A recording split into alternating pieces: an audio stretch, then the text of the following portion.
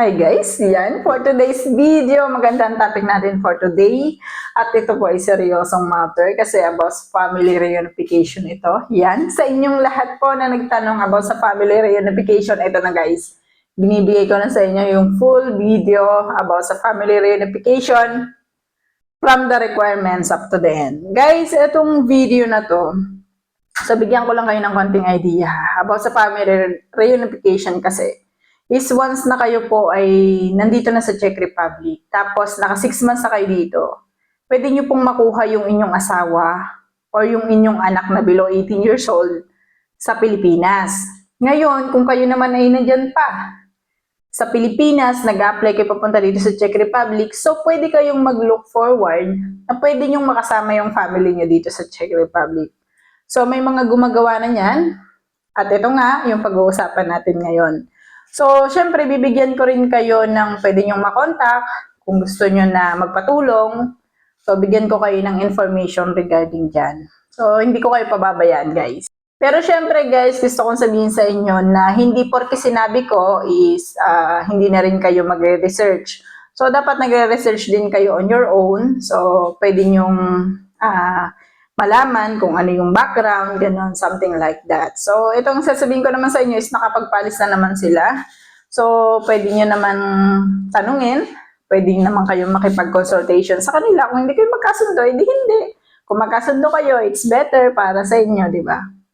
So, syempre guys, ito kasi, dalawa kasi yung type or paraan ng pagkuha ng ating visa reunification. So, sa hindi nakakaalam, ang dalawang type po na yon is ang DIY at saka yung tinatawag natin na may service provider. Ibig sabihin ng service provider may tutulong sa inyo, pero kapalit ng tulong nila is magbabayad kayo ng service fee.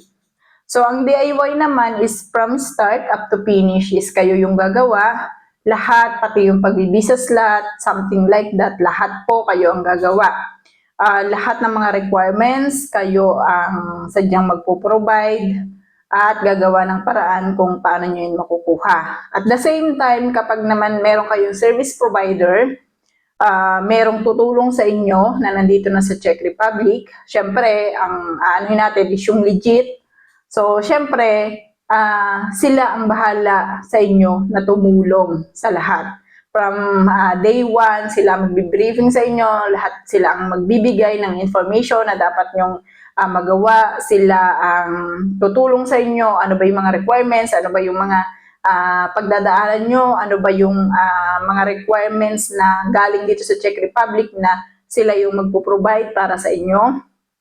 At ano ba yung mga gagawin sa mga visa, something like that. So, lahat po yan isasagutin na ng inyong service provider kung sakali naman na magpapaservice kayo. So, yan yung dalawang type ng pagkuha ng visa reunification. Isang DIY at saka ang isang with service provider. But, of course, if you ask me, wala po akong alam pagdating sa DIY. So, hindi pa ako nakakakuha. Since I am single, so parang hindi ako entitled na kumuha kasi walang asawa and walang anak. So, yan yung isa sa parang hindi maganda sa part ng single.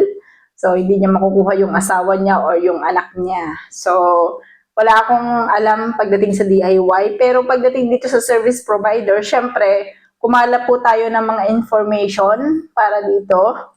Para lang makapag-provide ako sa inyo ng information na pwedeng makatulong sa inyo. Guys, napakarami ko nang alam na kumuha ng family dito sa Czech Republic. Pero syempre, dahil hindi ko pa siya naranasan, is ayoko siyang i-voice out sa inyo. But for this time kasi is nakapagtanong ako, humingi ako ng information, and ito naman, meron naman akong nakuha na information and ito nga ang ibabahagi ko sa inyo. So, wag na natin patagalin kasi alam ko naman na sa bawat video ko, hinahanap nyo agad kung ano yung topic. So, syempre, dahil nga reunification ng topic natin, meron tayong 13 answers from the 13 questions na akin pong kinalap. So, yan. Kinalap natin siya, guys, ha?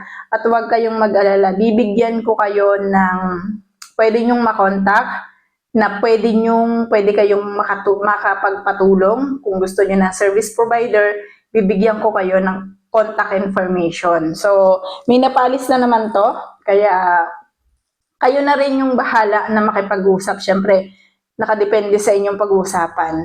So, itong mga sasabihin ko sa inyo is depende lang to sa nakalap kong information, but at the same time, kapag nakausap nyo, kung gusto nyo man na makipag-usap, mag-consultation, so kayo po ang makipag-usap, pwede nyo matanong ng mga tanong nyo na kung hindi man nabanggit dito sa vlog na to, is pwede po kayong magtanong. Anyway, simulan na kagad natin, guys. Siyempre, ang unang question natin is about sa requirements. Guys, very minimal lang naman ang requirements. So, kayang-kaya, maning-mani yun sa inyo, guys. Maning-mani sa inyo ang requirements. Pero may isang requirements lang na medyo tricky. Siyempre, pero kung meron kayong service provider naman or magpapatulong kayo, so ito po ay sila na ang gagawa nitong part na to. Ano to? Ito po yung proof of accommodation or lease agreement dito sa Czech Republic. That means, nakakailanganin mo ng katibayan na may titirhan ka dito sa Czech Republic. Siyempre, kung ikaw ay may asawa dito, kailangan mo ng kanyang proof of accommodation. Ngayon, may mga cases po na kakailanganin nyo magpapirma sa mismong may-ari. Mga dokumento na kailangan pirmahan, something like that. So, yan po ay gagawin na ng inyong service provider kung sakali man na kayo ay magpatulong at hindi kayo mag-DIY. So, ito yung proof of accommodation or lease agreement na mahirap. So, isa pa na mahirap dyan, syempre, kapag tungkol sa financial. So, yan. Meron kasi, kakailanganin nyo kasi ng pera. So, financially, meron kasi dito sa amin na 1 month advance, 1 month deposit. So, kakailanganin nyo ng pera regarding dyan. Pero, syempre, kung kayo ay magpapa-service provider, sabi ko nga sa inyo, pag-uusapan nyo yan about dun sa consultation na pwede nilang mai-provide sa inyo. Syempre, ang second natin is about sa application. Itong application na to, guys, is ano yung application about sa embassy ng Czech Republic.